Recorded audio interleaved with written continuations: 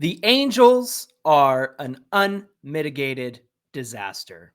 They were swept by the Baltimore Orioles this weekend, and we're going to talk about it. We're also going to get into the Monday Mailbag, answer your questions, and get through this together. You're locked on with Mike and John, and this is Locked On Angels. You are Locked On Angels, your daily Los Angeles Angels podcast. Part of the Locked On Podcast Network, your team every day. Thanks for making Locked On Angels your first listen of the day. We're free and available wherever you get your podcasts. If you're listening on the audio side and you enjoy what we do here at Locked On Angels, we would greatly appreciate your review and rating on Spotify or iTunes, Apple Podcasts. Wherever you get your podcasts, we'd greatly appreciate that. If you're watching on the video side, we'd also appreciate your subscription. Click the bell to be notified every time a new episode drops and get in tune with us here on YouTube. Today's episode is brought to you by the Sports Card Investor app. Angel fans, you're going to love this. Today's episode is brought to you by the Sports Card Investor app. Welcome to the world of trading cards reimagined. Stay tuned later in the show for more information on this awesome new tool for collectors. You're going to want to check out the Sports Card Investor app. Thanks for joining us for this edition of Locked On Angels. You are locked on with John. Mike is on vacation. My name is John Frisch. I'm one half of the Super Halo Bros. Mike is far and away in Hawaii, away from this team, away from this pain, away from the upset feelings we all have as Angel fans. And I am glad that he is with the family having a good time. In the meantime, I am here to empathize and sympathize and be here with you. And like I said at the top of the show, the Angels are a disaster right now. It's really bad. And this weekend really proved that. They lost 4 in a row to the Baltimore Orioles. And granted, the Orioles have won 8 in a row, and they came into this series with a hot streak, and they're a fun team. They're a fun team to watch. I really enjoyed what they were able to do this weekend and see that. But on the other hand, these Angels just looked awful. Can I go through the games with you this weekend? Game 1 on Thursday was a loss, 4-1. The Angels lost that one. And I have to say, the approaches at the plate were nothing special. That yard, Camden Yards, that field is huge. I called it the Grand Camden Yards because it just felt like the Grand Canyon. And every single Angels hitter was hitting stuff up in the air, fly out after fly out. And they just didn't learn. They didn't seem to learn that Cedric Mullins is going to run everything down out there. They're not going to get anything over that dumb left field wall that got pushed back. They ended up hitting one. Trout ended up hitting a home run that way. But they just kept on hitting flyouts, and the approaches didn't change throughout the game. They lost that one 1-4, like I mentioned. Game 2 on Friday was a loss 4-5, and this one might have been the most frustrating. It depends on how you view Saturday's game. We'll talk about that. Friday, they lost 5-4, and Reed Detmers pitched 6 innings strong, 2 hits, no runs, and had a career high of 7 strikeouts. Detmers goes to AAA for 1 start, comes back up, and automatically looks like a better pitcher. Where has this coaching been for Reed Detmers all season long? What is Matt Wise doing?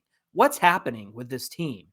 Raisel Iglesias came in the 9th. He got 2 outs. He got a flyout and a strikeout, and then proceeded to give up the lead and the game in the bottom of the 9th. The Orioles walked it off on the Halos. Again, we lost 4-5. Brutal. Saturday's game, another brutal loss. This time, 1-0. The Angels couldn't score. Patrick Sandoval goes out there, pitches 6 1/3, scatters 5 hits, gives up 1 run, 2 walks, 10 Ks, and he takes a loss. Patrick Sandoval is now 3-4 on the season. And when people tell you that pitchers' wins don't matter, their win-loss record doesn't matter, this is why. This is why. He pitched a 1-run game, and the Angels had no answer for Orioles pitching. They couldn't get it done. Several times throughout this series, the Angels had runners in scoring position. They had runners on third. Couldn't get them home. They would pop up. They would fly out. They would ground into a double play. It was sad. It was really pathetic. And then, of course, on game 4 on Sunday, they lost 9-5 against the Orioles. And they had a lead. Monte Harrison hit a 2-run home run, but they quickly gave that one up. The Orioles then proceeded to bat around, single after single, hit after hit after hit after hit. They had 10 hits in the whole game, and they scored 9. You know what that tells me? That every time they got on base, somebody came around to score. It was sad. It was pathetic. And I think Angel fans on Sunday are probably the most frustrated they've been all season long. You know, Sam Blum from The Athletic tweeted that while the 2021 Angels struggled with injuries and didn't have Mike Trout, didn't have Anthony Rendon, and quite frankly, didn't have a good bullpen or a starting rotation, they were never 11 games under 500 like the 2022 Angels. From top to bottom, this team, this organization needs to be held accountable. It's seriously ridiculous. You know, Jeff Fletcher from the OC Register tweeted out an article talking to Perry Manassian. And let me just say, this is perfect GM speak. And that's something that Perry Manassian and quite frankly, the Angels are very good at. They're very good at being politicians. And I love Perry Manassian, and I think that he has been handed a bad deck of cards. I know he put this team together, but he's got to work within Artie Moreno's boundaries, if that makes sense. But let me go to the article here and tell you what he said. The collective failure of so many hitters has prompted questions about the accountability of hitting coaches Jeremy Reed, John Molly, and Paul Sorrento. Manassian declined to answer specifically about the coaches, saying it was unfair, but he did take a personal accountability for the players producing those results. There's no individual person I'm putting blame on, Manassian said. I'm in charge of building the club, and these are the players I've given the staff to work with. Manassian said he doesn't believe there are any organizational overarching reasons for the struggle of the hitters. I don't believe that. How is there not a philosophical organizational problem when these hitters are so bad? When they started out the season so good. Perry Manassian says, I think it's the individual. He said, nobody has the same swing. Nobody's the same size. Guys do it differently. Some guys are aggressive. Some guys aren't. Depends on the player and their style. It's more individual based. Right. But you have a coaching staff who is supposed to know this team inside and out and correct their swings, correct their approaches at the plate, help them to not strike out, find what they're good at and do it well. And this coaching staff has failed to do that. And Perry goes on to say that we're missing guys like Fletcher and Rendon and Matt Duffy, who are contact guys who don't strike out a lot. Well, that's true. I'm going to give him that. But at the same time, what do you explain about Mike Trout? How do you explain Brandon Marsh's decline? How do you explain some of these guys starting out the season so well and then just falling apart? It's unfathomable. I can't even say that word. Unfathomable how much incompetence there is on this team, from the ownership and Artie Moreno to the coaching staff and to the players, honestly. I mean, look, they go out there, they work hard, they're doing it every day. But when the coaches aren't giving them the direction that they need, they aren't giving them the corrections that they need to make at the plate, when their approach doesn't change in the wide open spaces of Camden Yards, and they're not hitting line drives and they're getting under everything and they're hitting flyouts and trying to drive things over the wall, trying to hit home runs, it's not going to work. And if I can see that as a fan, and I'm sure you can see it as a fan, how come these coaches don't see it? How come the managerial staff doesn't see it? It doesn't help that Phil Nevin hasn't been around for 10 days because he got suspended. But even still, how do the approaches at the plate not change with this team? This is an organizational failure. And it goes back to the investment in the minor leagues. It goes back to the interference from Artie Moreno and not being willing to go over the luxury tax, not being willing to spend money on free agents who deserve their salaries, quite frankly. But when you bring in guys like Jonathan Villar, and, you know, no offense to him, you can't expect DFA'd guys to turn your season around. Look, Tyler Wade went through waivers. Nobody claimed him. No one claimed him. He's back with us because nobody wanted him. Tyler Wade has started how many games this season? He was one of the guys we were going to count on for shortstop. And I like Tyler Wade. I like his speed. I like the ability to bunt. But you know what? What does that tell you when none of the 29 other teams made a claim on this guy? They probably couldn't afford to have him on the 40-man because if they brought him up and then DFA'd him, he would have to be gone again and go through waivers. But look, nobody wanted him, and he was a starter. And that's the kind of team that we have right now. We have guys who can't even do league average stuff. And it's really sad. And I don't know what else to say to you guys. I wish that I had the right words to make you feel better, but I'm frustrated as a fan. The fact that we are worse than last year, I thought last year couldn't get any worse. We had no Mike Trout for 80% of the season. We had no Anthony Rendon for 60% of the season. And we're worse off now? It's just unreal to me. And I'm sorry that we have to go through this together, but just know that Mike and I appreciate you and we appreciate your listening. Hopefully, together we can get through this and look to the future. And we're going to do that together. Coming up on Locked On Angels, we're going to get into the mailbag and we're going to answer your questions about Ohtani, Trout, and trades because you guys had a lot of ideas and I think it's worth talking about. But first, Locked On Angels is brought to you by our friends at Athletic Greens. And they have a supplement called AG1 that actually tastes great. It has a mild tropical taste that you will actually look forward to each morning. With one delicious scoop of AG1, you're absorbing 75 high-quality vitamins, minerals, whole food source superfoods, probiotics, and adaptogens to help you start your day right. It comes all in one scoop. You don't have to get all of these different vitamins and supplements. It's going to save you money in that way. This special blend of ingredients supports your gut health, your nervous system, your immune system, your energy, recovery, focus, and aging. I think we could all use a little AG1 after what the Angels have put us through. AG1 costs you less than $3 a day. And the great news is that you're investing in your health and it's cheaper than your cold brew habit and healthier too. So go to athleticgreens.com today and start choosing better health. And when you order today, Athletic Greens is going to give you a free 1-year supply of immune supporting vitamin D and 5 free travel packs with your first purchase. All you have to do is go to athleticgreens.com/MLB network. Again, that's athleticgreens.com/MLB network and take ownership of your health today.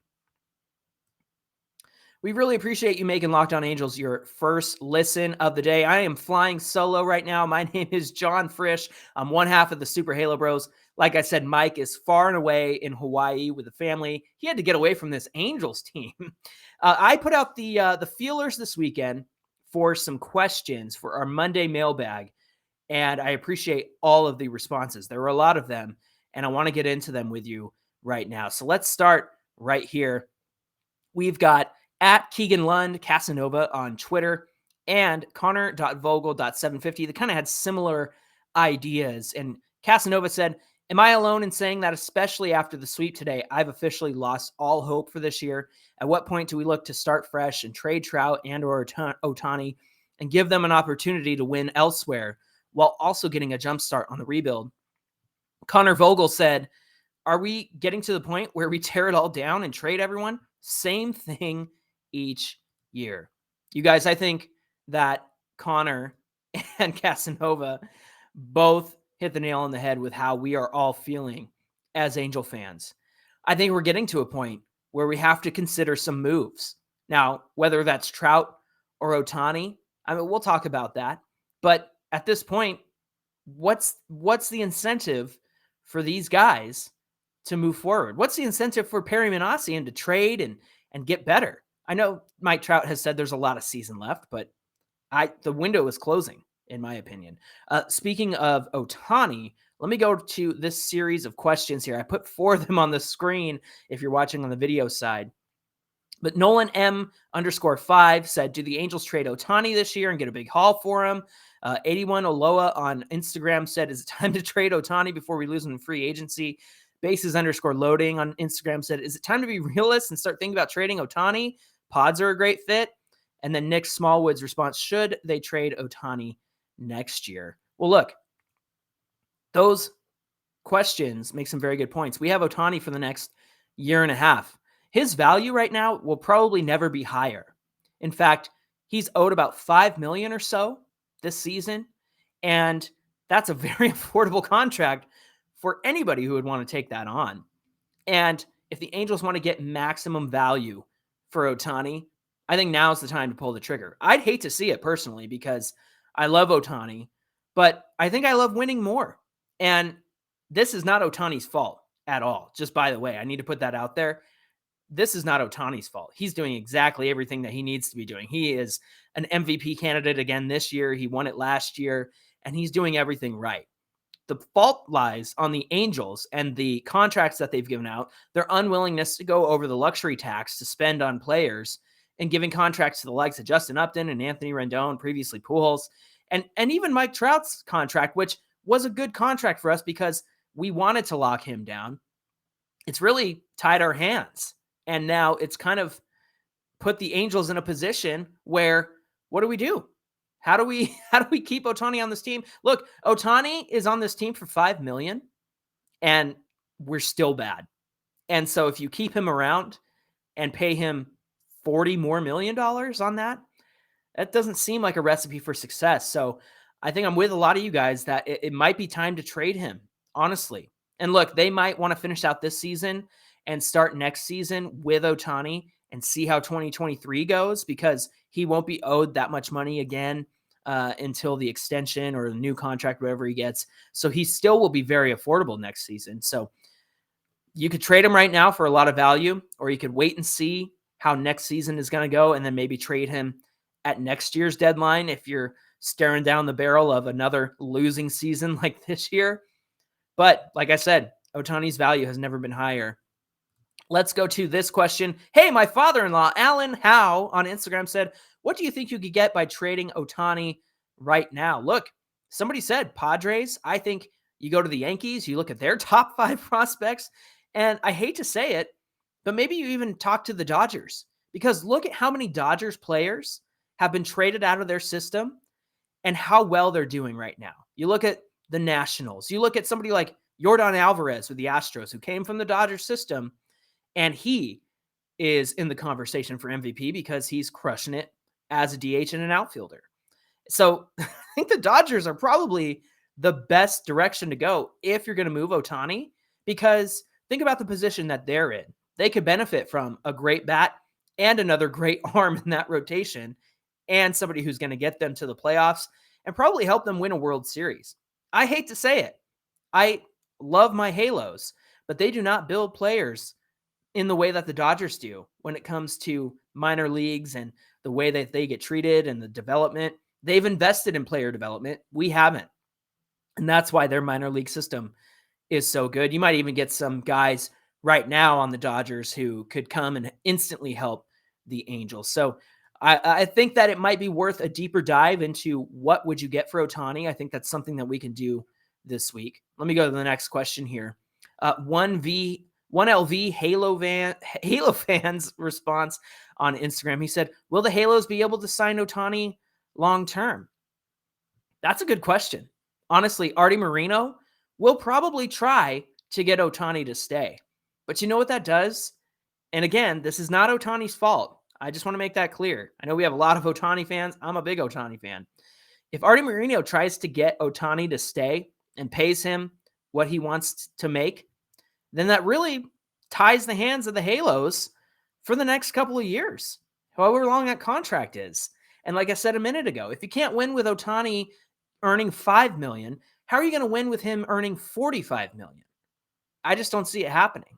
Unless the Angels go over the luxury tax and spend more money and try to get more players, then it's not going to happen. And I think Artie Moreno, we've said this before, Mike has said this before, Artie Moreno is a businessman, and he will try to keep a superstar on this team. But you know what? You know who else has a choice in this? Shohei Ohtani, and he wants to win. And right now, the Halos are not winning with him, and they definitely can't win if they're paying him $45 more million after his contract runs up. 19 Rob Dog 91 says, hate to say it, but I think it's time we see what we can get for Trout. I don't think the Angels are going to trade Trout. I think that he's going to remain the face of this franchise. I think that when they signed him in 2018 to a long-term extension, they made a promise to him to build a team around him and make this team better and make him the centerpiece. And they did that by getting Shohei Ohtani. That was a huge move. They did that by adding Anthony Rendon. But you know who made that promise? Artie Moreno and Billy Epler. Billy Epler's not with the club anymore. Billy Epler's gone. And Artie Moreno doesn't seem to want to build a team around Trout. He made promises he couldn't keep. So I think Trout is going to stay. Trout said he wants to stay here. He said he signed that contract. And a lot of people out there who say, well, it's Trout's fault he's still with these Angels. That's true. But you know what? They promised to build around him, and they haven't. So back off Trout. This is an Angels problem. You can go after the Angels all you want, but don't go after Mike Trout. He did what was best for him and his family. He was loyal to his team, and he expected that loyalty back. And the Angels have failed him. Absolutely. Last question before the break. Should the Angels trade Noah? That comes from A_Ron22. And Chuck and Duck Meat, the Halo homie on Twitter, said, after being swept by the Orioles, I think it's time for the Halos to dump at the trade deadline.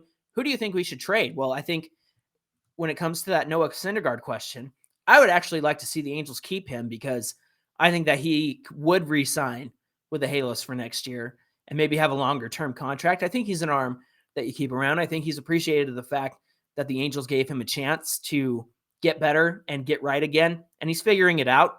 I know that he's not the flamethrower he used to be, but also I think it's good for him to change his approach as a pitcher. But as far as other people that you could trade, I think anybody on those one-year deals, honestly, there's a lot of them.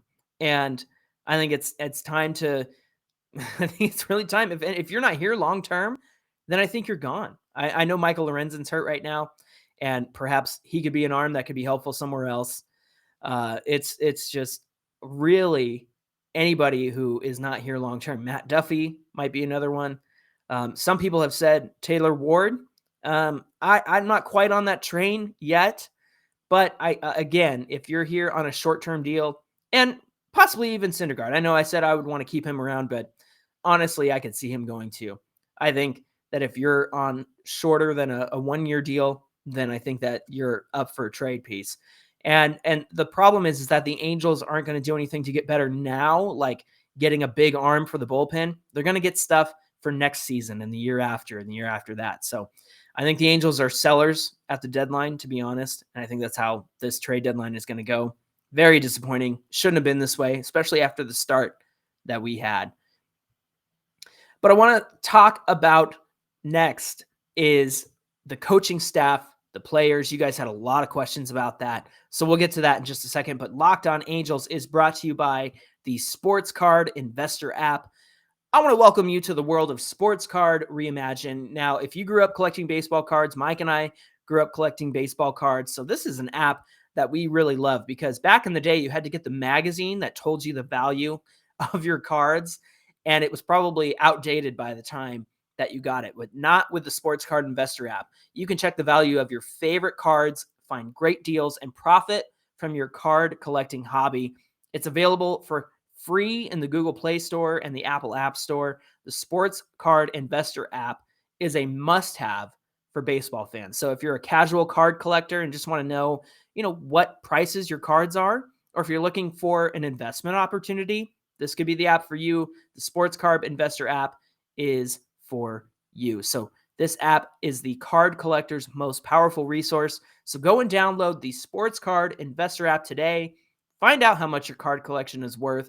Keep up with the latest prices and what's hot and what cards in your collection could be a big deal for you. All right, we're going to continue with more mailbag questions here. Again, I'm John Frisch. I'm flying solo this week. I'm one half of the Super Halo Bros. My brother Mike is in Hawaii. Lucky guy. He's far away from this team. But this next set of questions all kind of has to do with coaching, players, things like that. So I'm excited to get into these questions. Game Over 27 on Instagram, he had two questions. He said, is it time to change our hitting approach, like firing our hitting coach? Also, why is our player development so poor? Well, there's two-pronged questions there. First, yes, I think this series against Baltimore was the perfect example of what's wrong with our hitting coach. the approach didn't change. The Angels kept trying to hit home runs and trying to hit everything up in the air instead of hitting line drives and get those down for base hits. And that's exactly what the Orioles were doing in their own park. They know how to play their park, and the Angels did not. That place is so wide.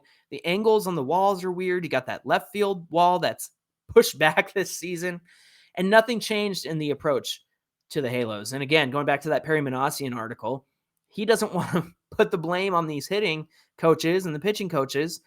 And I get that. He's trying to take full responsibility, but somewhere along the line, these guys have to take responsibility. And the second question Game Over 27 had was, why is our player development so poor? We've never invested in it. We're one of the few teams that has yet to provide housing, and not just housing for all the players, but like comfortable, spacious housing where it's like spread out among the players, because these guys have housing, but it's all, you got 8 guys to a room, that kind of thing. That is not good for anyone's mental health, and especially for these guys trying to make it to the bigs. And of course, we got to talk salaries. They don't get paid for spring training invites and things like that. It's really ridiculous. The Angels have not invested in their minor league system at all. Let's go to this next question here. There was a couple here from Andrew Rizzle, and then of course King Panda 1 on Twitter. Andrew Rizzle said, will Perry Manassian clean house? None of the coaches deserve to come back next year. Why aren't there any interviews of the coaching staff post games? Never see them in the Q&A. And then King Panda says, why is Matt and Wise not fired yet? Loop and Tepera were good last year for other teams. Now they're bad. Detmers is down in AAA for 2 games, and now he's good. Jeremy Reed is horrendous. This team is over. Yeah. Coaching staff is brutal. And the fact that Reed Detmers did go down to AAA and kind of discovered himself again, I think speaks to the lack of development with his coaching staff at the major league level. It's really sad. And I can't quite understand how somebody could go to AAA and get better and come back. I understand that they had him work through stuff. Now, Perry Manassian, he hadn't hired a lot of these guys. These guys are holdovers from the last regime. So I think he cleans house. I don't think he's going to do it midseason, but I think he does clean house and have the coaching staff that he wants moving forward. And then as far as the coaches being available for Q&A, well, that's been few and far between. I think we saw Jeremy Reed say that he's not worried about his job, and that was the big takeaway from his interview. So these guys are just not available for questions. It's really frustrating as fans. I'm sure it's frustrating for our beat writers as well. Steve Hahn 7 on Instagram said, looking back, did firing Joe Maddon when they did make the team worse? Well, it certainly probably wasn't good for the clubhouse. I will give them that. I will give you that, Steve Hahn. But at the same time, I look at how Joe Maddon lost his games, and I look at that and say that's why he lost his job. The overmanagement of the bullpen, pulling starters too soon, things like that. During the midst of that losing streak, he was way overthinking his decisions. And now I look at the team and I look at how the hitting is the problem. And then I think about the bullpen and the starting pitching, and perhaps other than maybe Chase Silseth's bad outing against the Orioles, and then we saw Jose Suarez have a bad outing. The pitching's been pretty good, and I think it's because they're getting the innings. The relievers are coming in at the right time. So I do think that the bullpen and pitching management has improved since Maddon was fired, because he was just way overthinking things. But now it's the hitting's problem. And I don't quite know what the Angels are going to do to fix that. But when it comes to Joe Maddon being let go, I think it was the right choice. I think it had to be done because he was getting pretty arrogant. He was getting pretty cocky and kind of probably thought he was invincible, as we saw in that last post-game interview before he was fired. And again, his management of the pitching was not great. And I think that's what ultimately cost him his job. Let's go to Kevin _1055. Detmers is up and down, but a very young arm. Do you see ace potential in him? Oh, 100%. That's why he was picked number 1 overall by the Angels, because of the ace potential and how close he is. Look, I just remember that he was 23. He's 23 years old now. And I think about Tyler Skaggs in 2014 was 22. And so the Angels are used to having these young guys develop and become good pitchers. And I think Reed Detmers is going to be an ace for sure. And I think now that he's adjusted his delivery and adjusted his repertoire a bit and found something while he was down in AAA, I think the key to Reed Detmers is that he's got to trust his stuff. He's got great stuff. And when he gets into trouble, when he gives up a base hit or a walk, he doesn't trust his stuff. And I think that's a problem with him. But after coming back from AAA, he looked like a different pitcher. He looked like a courageous pitcher. He looked like he trusted what he brings to the table. And I really like to see that. What are your thoughts on Elvis Peguero from Nando88026 on Instagram? I was frustrated with him at the beginning of the season because I felt like we had better options out of the bullpen. But now that Archie Bradley's hurt, now that Aaron Loop's been good the last 3 appearances, which is a sign of improvement. But since he's been struggling, I've liked Peguero, and I'm glad that he's having some success. He struggled at the beginning of the season. He went down to AAA. He came back. There's another example of someone going to AAA, getting better, and coming back to the major league club. So again, whoever's in AAA needs to be brought up, honestly, to the major league team. Let's go to this question here. What are your thoughts on Stefanik from Armani_C23? And then Chris Cook on Twitter said, is it time for Stefanik to be put into the leadoff spot? He's the only one who looks locked in at the plate recently. Yeah, Michael Stefanik was a necessary add for the Angels because with their offense struggling as much as it has been, the guy's been batting very, very well all through his minor league career. We knew this. And part of it is kind of like, should he have been with the team from the beginning of the season? Because so far he's been crushing it. I like him. I like the idea of him being at the leadoff spot because he does make contact and get on base. I kind of wonder if he is better toward the middle of the lineup because then he can drive some guys in or be driven in. But at the same time, we've seen Taylor Ward at the leadoff spot. He's been in the cleanup spot a few times. And I kind of like that idea there too. But I love Michael Stefanik. He reminds me of David Fletcher in the way that he makes contact. And he's played great defense as well. And he's been pretty solid. And that was always the question around Stefanik was his defense. So far, so good. I got to give it to him. But when it comes to him batting leadoff, I'd say give it a try. I mean, VR, he's been hit and miss, quite literally, striking out or getting hits in this Baltimore series. But I really like what Stefanik brings to the table. And for somebody who can hit as well as him, I think that is a great addition to this team.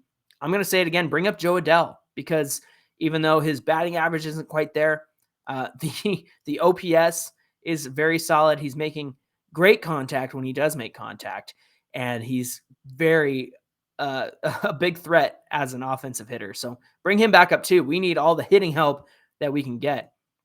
Last question, Jay Boogs 86 on Instagram. Will you wear a paper bag for all future games that you attend? I'm tempted to. And if you haven't seen this trend on Twitter, it's pretty funny. It's everybody wearing paper bags because of how bad the Angels have been. And it's kind of our sign of solidarity toward how unhappy we are with this team. In fact, I made this today. You could see what the Angels have done to the Super Halo Bros. If you're watching on the video side, if you're listening, I put paper bags over Mike and I's face on our Twitter. So check that out, or on Instagram as well. So I hope you enjoy that. But that's what the Halos have done to the Super Halo Bros. But I really appreciate you guys making Locked On Angels your first listen of the day. Thank you for all the questions, and thanks for hanging with me while I'm flying solo this week. I hope that, I'll continue to improve as the week goes on.